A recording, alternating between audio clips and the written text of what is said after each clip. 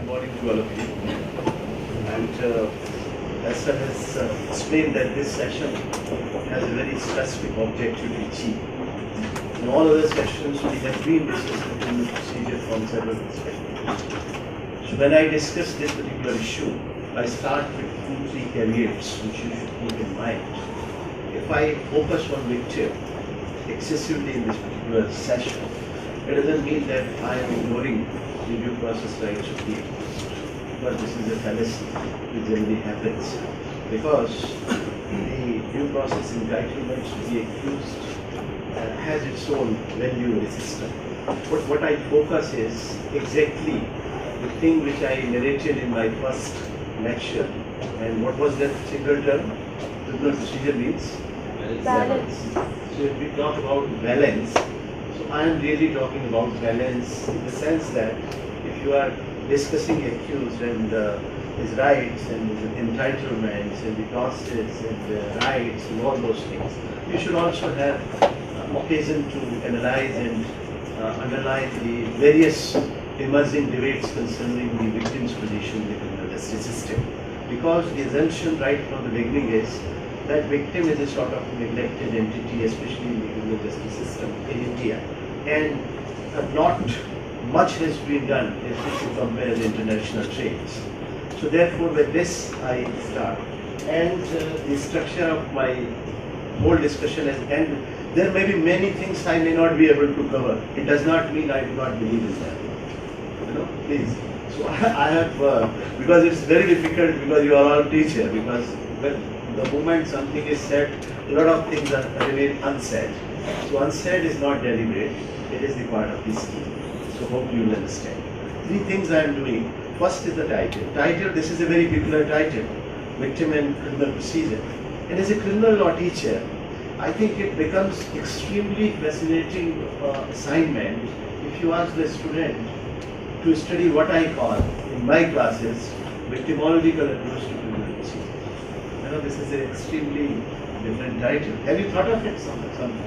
Victimological approach to criminal procedure, because the entire criminal procedure is accused-centric. So accused-centric discussion is something quite common, quite normal. There is no need to say something. But locating victim in the criminal procedure is a great assignment.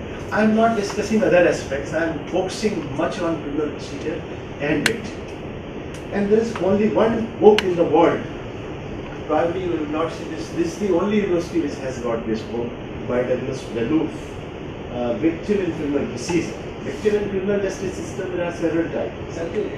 Yeah, you can look at this book. You can document this book. This is Carolina Academic Press. Douglas Malouf has been here to this university. Yeah. Douglas Malouf. I'll mention it here. Malouf, Beloof. He is probably the only person in the international arena who is talking and who is studying the victim in the criminal procedure, not in the criminal justice system. There is a lot of difference when you say victim in the criminal justice system. Means you are talking about several things which are largely concerned with the fair deal that should be done with the victim by the agencies of the criminal justice system. But locating victim in the criminal procedure law is something which Malouf has demonstrated in more than 700 pages in the fabulous account, and it is possible. In India, we will not have this kind of exercise so far.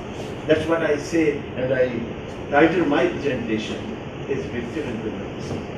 And I'll just take 3 perspectives, which would be the highlight of this entire discussion. The first perspective, as I said, more and more I will be talking about achieving a kind of balance by highlighting the rights of the victim in the criminal process, and also the scope of participation of the victim in the criminal justice process. 2 things.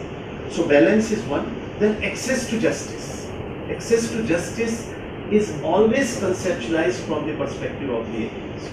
As Mr. Madhav Menon has said, access to justice is equally applicable in case of victim. Or access to justice is patently true in case of the accused. But largely the mainstream discussion is about the accused. Rightly so. Again, I am not discounting the importance of that particular thing. But what I am trying to say, that this access to justice concept, and I will demonstrate how the access to justice is possible within the criminal procedure, and some changes may be required here. So second is access to justice perspective. Third is fair process. Fair process includes two things: fair investigation and fair trial. Again, fair trial has always been conceptualized from the standpoint of the accused. The entire discussion, you pick up any conventional reading in the field of criminal law and criminology, you will find that fair trial means fair trial to the accused, because largely through abuse of process, a lot of things happen. So three perspectives I am taking, right? Balance, access to justice, and fair process. And the focus is now. Next thing before I begin is victim and victimization. I do not always mean it is the victim of crime. I always say victim is a state of affairs. Victimization is a state of affairs, which can be applicable in case of accused. Accused may also be the victim of abuse of process. So victimization means it is. So when I say it is accused-centric or victim-centric, I am also including the victimization of accused. That is also, accused may also have the victimizing experiences. For that matter, witnesses may also have. All the stakeholders in the criminal justice may be exposed to some kind of victimizing situations. So victim is not the victim as a person away, because generally it is conceptualized that victim is the victim of crime. But I am saying victim is a state of affairs, which could be associated with anybody who is the stakeholder in the criminal justice system. Now, like we discussed wrongful conviction or wrongful acquittal. Now, accused. If a wrongful conviction happens, accused is getting it. So with these things, I initiate, and the overarching perspective is, which I would demonstrate through certain case laws, is that my understanding is this, that there is a gradual evolving of victimological jurisprudence. Now this has to be identified, documented, and robustly analyzed, that there is a systematic and gradual development of what I call victimological jurisprudence. Because I would say the entire scheme of amendments of 2013 is a victimological assignment, is a victimological output based, because it takes the victim into the center, keeps the victim into the center. So courts are also getting victim-centric in terms of emphasis, in terms of priority, in terms of recognizing the rights of the victim, and also enabling the victim to take because the bold statement in the entire discussion is that the victim does not have a party status in the court. And my first observation in the presentation is, which becomes the bedrock of the entire lecture, is that victim is not treated as victim in the criminal process. What do I mean when I say victim not as victim in the criminal justice process? Because victim's appearance at different stages of criminal justice process is that of a witness. Victim is never assessed as victim in the criminal process. At no occasion court or police has got any obligation to hear the victim as victim. Victim is always heard as witness. You see in Ovair case, the latest remark of the Supreme Court was when Ovair taxi driver wanted the victim to come again for re-examination, because some testimony was done and everything. So victim is a witness. Now victim said it, that it is highly traumatic on my part to come again before the court and narrate the same story in front of all people again and again. It's a traumatizing experience. But accused has got right to call the witness any number. And here the court says, but victim is here a witness. Victim is not a victim, because victim as a victim has no opportunity. That is the whole crux of this discussion. I'll begin the presentation and say that the main idea in the presentation, as I said I have said this thing, you need not to write, I'll give you the copy of this, so you are saved from writing it. And when I say there is a victimological jurisprudence which is emerging, and it signifies certain victim-centric ideology which are there in the criminal process, and the main provocation in this presentation is, as I said, the victim is seldom treated as victim. Second is, crime victim is not a consideration in the scheme of justice. When idea of justice is conceptualized, generally we think it is justice is for the victim. But if you incorporate the victim into the scheme of justice, not only the whole conceptualization of justice becomes complete and comprehensive, but also the very value of balancing is achieved through the criminal procedure and criminal process. And third is participation of criminal, the participation of victim in the criminal justice process was made to be primarily secured with other cooperation. Now my whole objection is, whatever arrangements have been made, they have been made so that this cooperation from the victim is secured. What securing cooperation is different from enabling him to take part in the criminal justice process. Are you getting my idea? You know, one is that the victim should help the police, help the court. So you are seeking the victim's help because the state has certain administrative, contingencies because of which you want the victim should come forward and everybody should come forward to help the state. But you are not enabling the victim in terms of seeking this participation. Participation is a higher value. That's what I say. It all began from so-called charity kind of compensation for paisa and it's a charity. From charity we reach to the welfare, which the state should give some. From welfare we have to come to a right-based approach. So unless we are in a position to emphasize the rights of the victims as have been conceived in case of victims, probably you cannot really make much difference in the process. So he has to be enabled in terms of participation, assistance and all these things. And a lot of discussion happened that how many models are there, because we have been understanding, Zahra has also explained, several models of criminal procedure. Some models we have discussed which were mostly concerned with the accused. Now Veloof in this book is writing that there could be, I have listed these models, I am not explaining these models, I am just restructuring the lecture. But there are not 2 models, there are 9 models. Now I have explored the entire thing and present this entire canvas to you. Inquisitorial model, the status of victim is different. Accusatorial model, the position of victim is different. You can analyze the status of victim in all these models, which is very important. Due process model, victim is differently located. Crime control model, victim is differently located.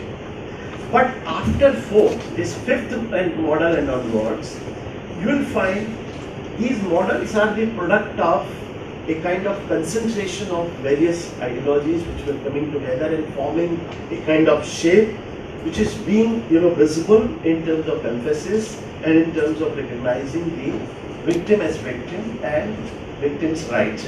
Like fairness to victim model. Remus, this article probably is there in the book. If it is not there, I can give you. Fairness to the victim. I'll mention the model number 6, which Veloof said. He's talking about the participation. And he said, of course, Professor Packer did not anticipate laws of formal victim participation. So it is not surprising that his 2 models do not include a conceptual framework in which victim participation can be adequately understood. That was the problem. So he is saying that Veloof was the entire contribution of Veloof is in developing this particular model, where he is seeing a great possibility, a great scope, where victim has a position whereby he can influence the course of justice. Now when he said participation, means participation at which stage? participation at the investigation stage is something very different. But he is exploring several trial stages at which the victim can be left. I ask a question to you. What, according to you, are these stages where the victim can be enabled in terms of participation? Where do you think the victim should be a party? I'm talking, if you start from the beginning of the trial, guilty plea is, court is listening, court has taken cognizance of the offence, charge sheet is being presented. I'm talking from that stage up to conviction. What are the stages where you think the victim should have some role to influence the course of justice? Here I wish to start from what Mr. Pandey has suggested the scheme is. The victim becomes, the first interaction of the victim is when he tries to file the report. So he is a basically person on whose behalf he himself, herself, or on his behalf somebody tries to file. Now this particular action or this particular activity relates to the access issue of the victim. Whether victim has got access to the system, because accessing the system means he should have a free access to knock the door open, because victim is one whose role is to mobilize the criminal justice system. So he should have a right to mobilize the criminal justice system. He triggers the process of criminal justice system. Now experiences of filing the FIR are extremely crucial in this country, because when even an educated person goes to the police station and try to file the FIR, a lot of issues are always there. You must be knowing the Rupandel Bajaj case, very famous case, infamous case. When misconduct was committed and she tried to lodge the FIR next day in Sector 17 police station in Chandigarh. She herself an IAS officer, and her husband was also an IAS officer. So she went to the police station and naturally she got good response, and the moment she said the accused is Mr. So then the SHO shivered and he put the pen, he refused. He said no. There is no substance is made out. It's not cognizable. And she has to go for complaint proceedings, and the cognizance was taken and the application was High Court quashed the entire FIR. It was a long battle, but she got fortunately the person like Advocate Indra Jesse who contested the case and brought this particular issue. So when in case of a person so powerful as a sitting IAS officer, she is finding difficulty in getting the FIR registered, you can understand the weight of ordinary people. No, sir, not because you are IAS officer, rather because other party was senior most IPS officer, that you have a lot very bigger cloud than the IAS officer at that time. Might be, but I am talking about the status of the complainant at that point of time. Who is culprit? I am saying had she been some ordinary person, you can well imagine. So this is happening. That's why you will see the rate of crime in the country. What is the rate of crime in this country? What is your estimate on per lakh of population? How much crime is it? That's what I am saying, because FIRs are not being registered. So we continue to have a very low crime rate, and we don't have the clear picture of crime rate in this country. This is most unfortunate. We don't know how much crime is. Do you have any idea, any guess what National Crime Record Bureau says? What should be your guess?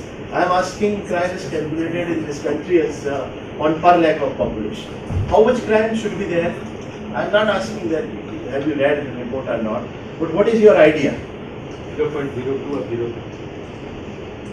No, per lakh of population I am asking.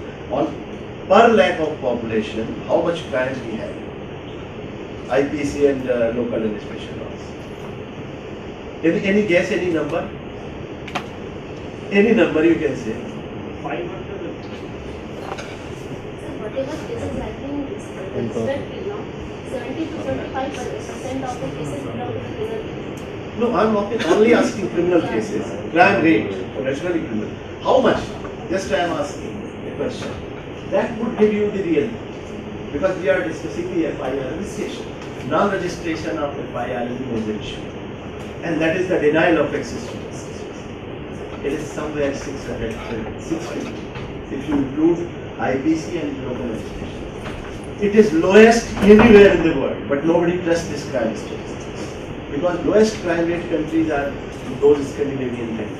If you look at the crime rate of US or Canada, which are in the highest bracket, the rate is around 25,000.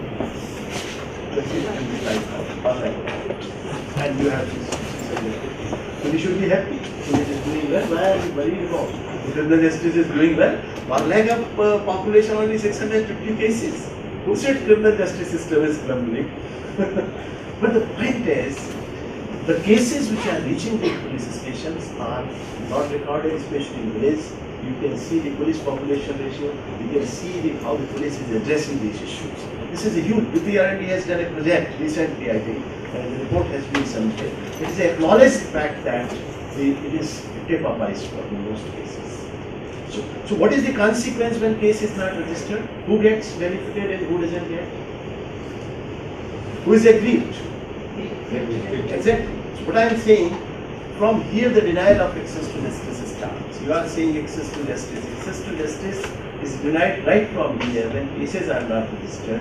Or people are picked up without complaint being registered or cases being registered and a lot of informal arrest and all those cases. And the second issue is, as I just said, victim as witness. The CRPC scheme considers victim to be a competent witness. And next point, which makes the entire story more troublesome, is that the common law traditions are the accusorial system. The state is the prosecution party. So victim doesn't have any space to be there as an individual. Victim as an individual has no entity because victim's case is represented by the prosecutor. So prosecutor is a kind of person who is the servant of the state, and he has no empathy as such. As you can say in case of defense lawyer contests the case very fiercely and because he has a direct stake. But prosecution does not have a very direct or that kind of very close stake as far as the victim is concerned. So the victim as a prosecuting party, you know the status, I refer to International Criminal Court. If you look at the Rome Statute, which govern the functioning of the International Criminal Court, they have made two very interesting initiatives which have been followed in many countries, especially after 1985 UN Declaration of Victims of Crime and Abuse of Power and Rome Statute. They have done two great things, I would say. One is that they have recognized victim as party. Victim does not have a party status, as I said. Party status means he is not in person a prosecuting party. It makes a lot of difference because the prosecutor is representing the case, and that is how the whole victim and practice statement issue comes up, which I will take up later. So victim is not a party. Second thing the Rome Statute did, which was followed in most countries, was that they identified certain stages where the victim can have the direct participation.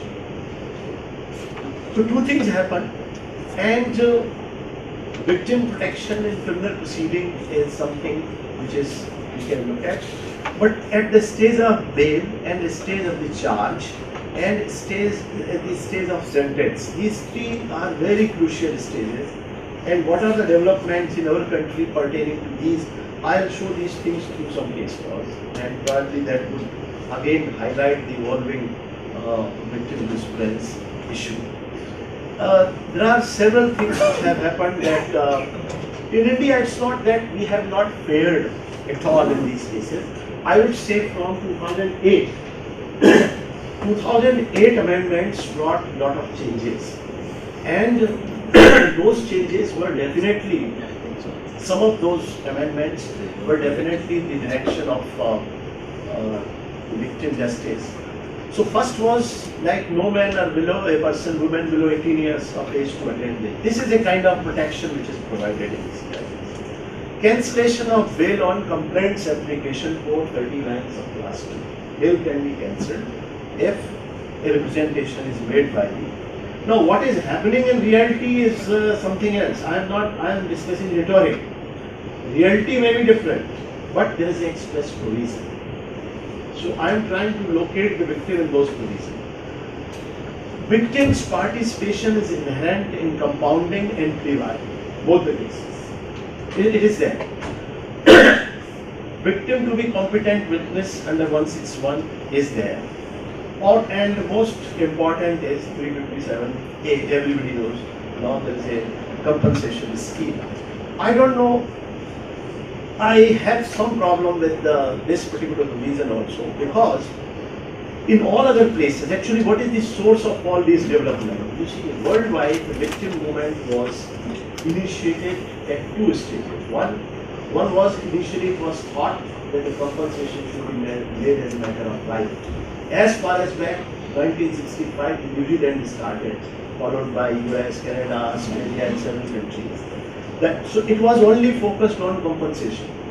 But after 1985's United Nations Declaration on Victims of Crime and Abuse of Power, you will find even I think as many as more than 100 countries have adopted separate legislations dealing with the victim, which incorporated four very important components. One was the victim right, other was the victim's participation, third was restitution, and fourth was victim assistance. Now, all the legislations were modeled after the UN Declaration. Even the small countries like Sri Lanka and the Philippines, in Korea, I'm talking Asian, including Nepal to some extent. But in India, instead of having a separate legislation like victims of crime like in the US, we somehow implanted the entire this victim issue and the victim justice component in the CRPC, only focusing on compensation.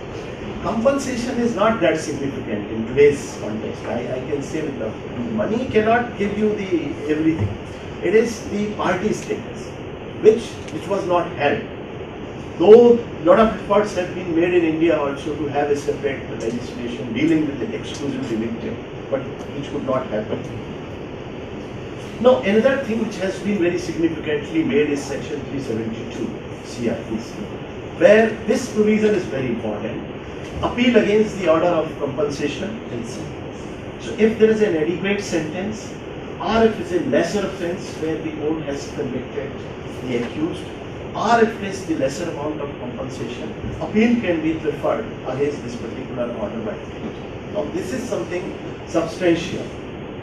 Similarly, Kebra trial and other things.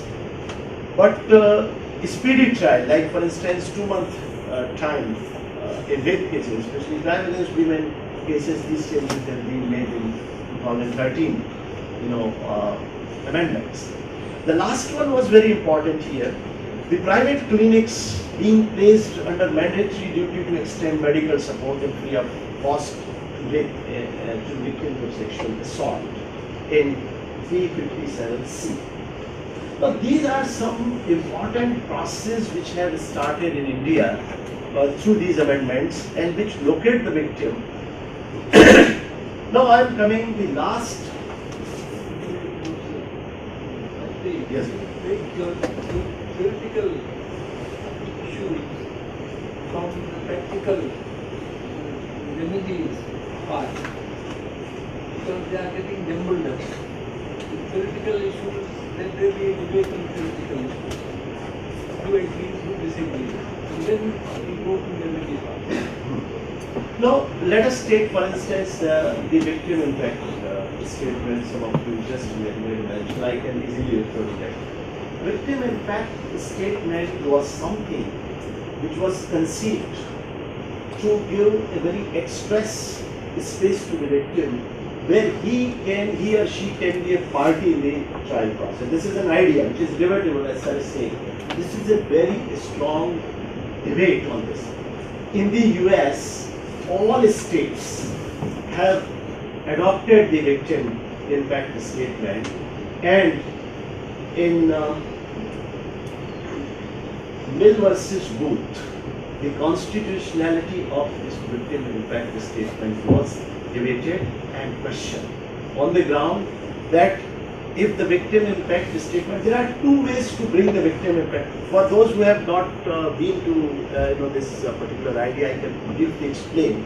There is a thing called VIS, Victim Impact Statement, which is accepted in many jurisdictions now in several countries, which enables the victim to present his or her suffering in two ways. One is to document through a pro forma which would be presented by the prosecutor to the judge, and judge would make important decision based on the gravity demonstrated in the victim impact statement. The other mechanism is the victim's relative or victim herself, himself can be presented in the court to state the kind of problems he or she has undergone on account of victimization. The idea is that the victim should be heard as a victim. And as Neeraj was suggesting, even at the stage of sentencing especially, if the quantum of compensation is to be assessed, or if the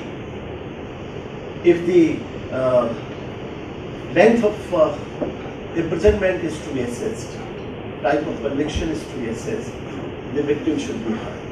Now this issue was raised that emotional outcry before a judge may move the judge to take some decision which may be detrimental on the part of it. This concern was made in this particular case. The case was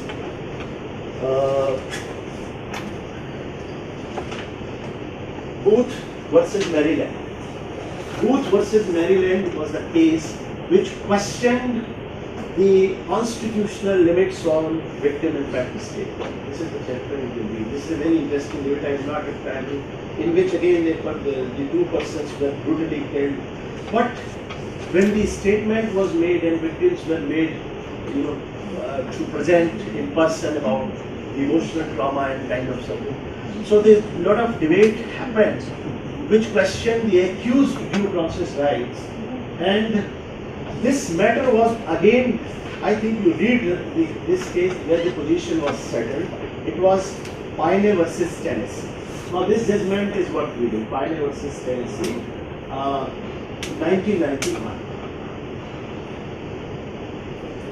Because in Booth, the court we conclude that the introduction of a VIS at the sentencing phase of a capital murder trial violates the 8th Amendment, and therefore the Maryland statute is invalid to the extent it requires execution of the offense.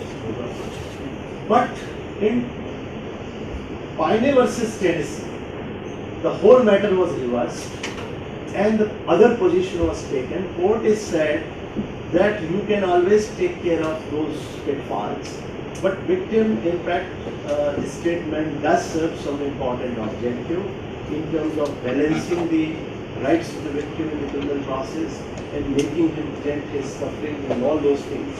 And because in this case also, Canis, a lady who was brutally murdered by this person who sustained around 24 wounds, and this whole case upheld the constitutionality in the US just because of which all the states in the United Nations has this provision now published.